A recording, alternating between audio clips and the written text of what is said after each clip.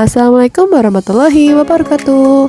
Hai teman-teman, kali ini kita akan belajar tentang perkembangan masa prenatal. Masa prenatal merupakan masa waktu di mana manusia mengalami perkembangan untuk pertama kalinya, atau bisa kita sebut dengan awal perkembangan. Masa ini terjadi selama dalam rahim seorang ibu, yaitu berkisar sekitar 9 bulan lebih dari 10 hari. Periode prenatal atau pralahir merupakan masa kritis bagi perkembangan fisik, emosi, dan mental bayi. Ini adalah masa mulai terbentuknya kedekatan antara orang tua dan bayi. Perkembangan masa prenatal dibagi menjadi 3 periode, yaitu germinal, kedua embrio, dan ketiga fetal. Periode germinal. Periode ini berlangsung sejak sel sperma bertemu dengan sel telur yang dibuahi hingga 10-14 hari. Periode ini meliputi terjadinya zigot yang dilanjutkan dengan pembelahan sel dan terjadilah implantation.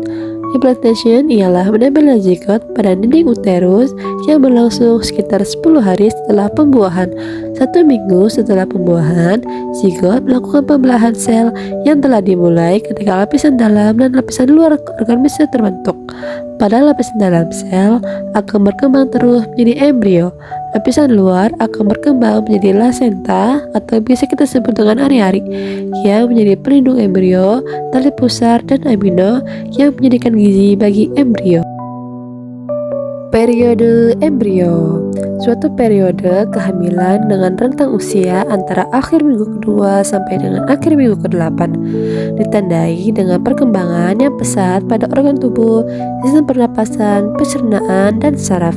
Sistem saraf berkembang pada usia akhir minggu ketiga, jantung mulai berdetak, kemudian embrio terus berkembang dan pada akhirnya menjadi janin sebagai bentuk manusia kecil yang ditandai pembentukan kepala dengan panjang sekitar 1,5 inch atau 2,5 cm.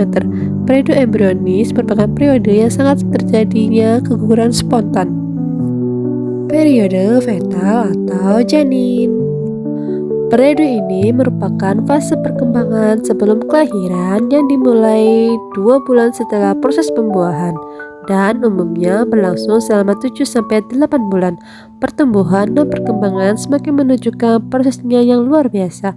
Perkembangan otak adalah salah satu hal yang paling menakjubkan dalam perkembangan prenatal. Saat bayi dilahirkan, mereka telah memiliki kurang lebih dari 100 miliar neuron atau sel saraf yang mengatur proses informasi di bagian sel di dalam otak. Selama perkembangan prenatal, neuron bergerak ke tempat yang seharusnya dan mulai saling berhubungan. Bentuk dasar otak manusia disusun pada 2 trimester pertama pada masa perkembangan prenatal. Trimester ketiga dan kedua tahun pertama setelah dilahirkan ditandai dengan terhubungnya dan berfungsinya neuron. Pentingnya periode prenatal. Menurut Elizabeth B. Harlock, setidaknya ada 4 kondisi penting yang memberi pengaruh besar terhadap perkembangan individu baru di masa mendatang, yaitu 1. Sifat bawaan. Yang menentukan sifat bawaan diperoleh dari kedua orang tua dan dari nenek pihak ibu maupun pihak ayah. Sifat bawaan ditentukan satu kali untuk seluruh kehidupan seseorang pada saat kehamilan. Maka hal ini menjadi penting daripada sifat bawaan dapat merubah dalam tahap-tahap perkembangan berikutnya. Ada 2 hal yang mempengaruhi penurunan sifat bawaan selanjutnya. Pertama, faktor keturunan membatasi sejauh mana individu dapat berkembang jika kondisi sebelum dan sesudah lahir menguntungkan, dan jika seseorang memiliki dorongan yang kuat, ia dapat mengembangkan sifat-sifat fisik dan mental yang diwarisinya sampai batas maksimum. Kedua, sifat bawaan sepenuhnya merupakan masalah kebetulan. Tidak ada tertentu untuk mengendalikan jumlah kromosom dari pihak ibu maupun pihak ayah yang akan diturunkan kepada anak.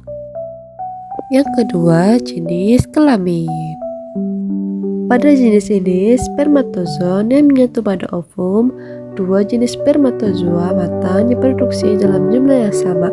Pertama, 22 pasang kromosom ditambah 1 kromosom X.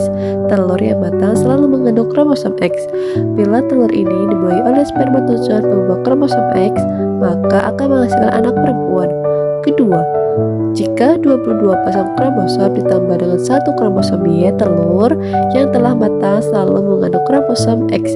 Bila telur ini dibawahi oleh spermatozoa pembawa kromosom Y, maka akan menghasilkan anak laki-laki.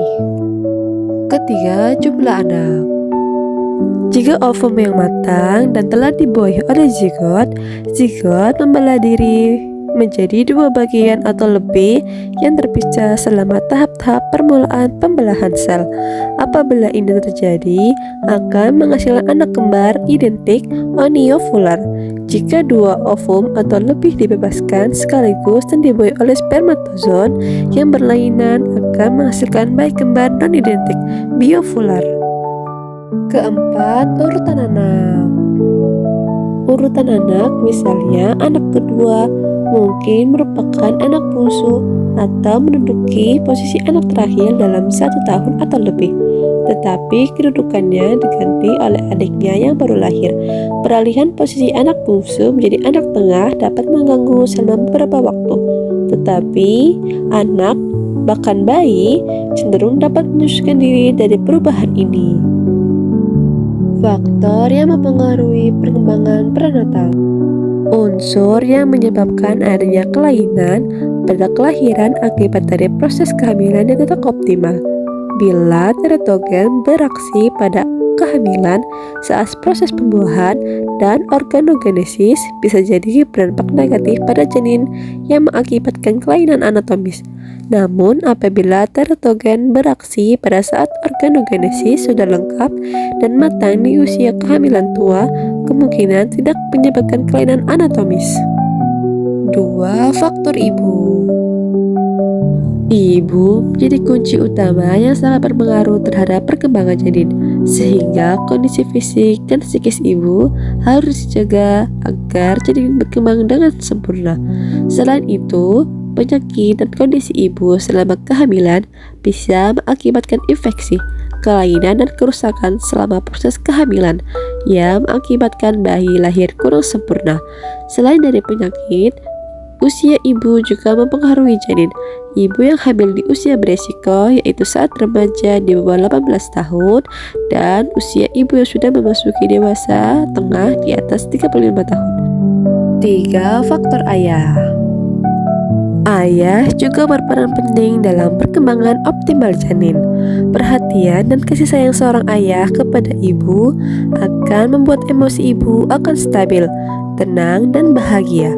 Stimulasi ayah pada janin dan sering mengajak bicara janin dalam kandungan juga dapat menenangkan janin, membangun ikatan emosional bayi dengan ayah dari suara dan sentuhan bayi, bisa berdampak pada perkembangan bahasa bayi.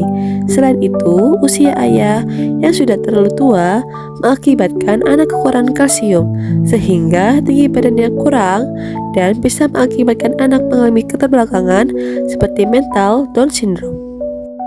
4. Faktor lingkungan. Polusi dan bahan-bahan beracun yang semakin banyak di suatu lingkungan dapat membahayakan kondisi janin dalam kandungan dan berakibat keterbelakangan mental pada anak. Terkontaminasi polusi dan bahan-bahan beracun dapat mengakibatkan keterbelakangan mental pada anak.